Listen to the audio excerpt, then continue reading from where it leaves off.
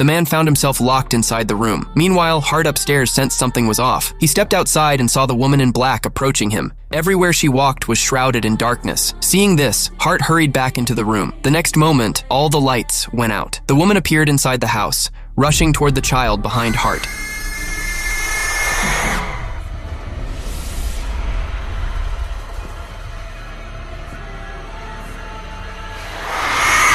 However, she did not harm Hart. Instead, she left the place. Hart breathed a sigh of relief. After a while, the two men found the woman's grave. They laid her child to rest beside her. Then they drove away from the old house, believing everything was over. But it seemed the woman's resentment had not dissipated.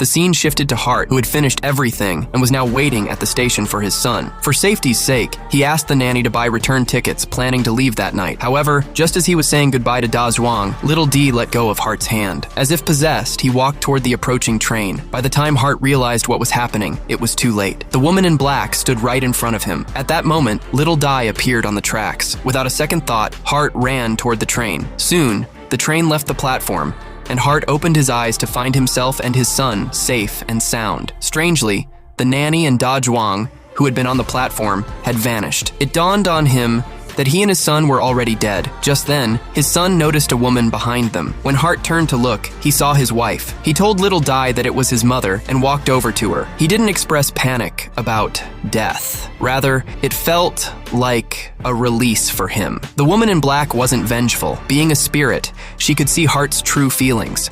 If not for his concerns for the child, he might have already decided to end his own life. So the woman made the choice for him, allowing the family to reunite. In the final moments, the three of them walked hand in hand into the mist. As for why the woman's resentment remained unresolved, it was a plot point left by the director, hinting at a potential sequel, and thus, the film came to an end.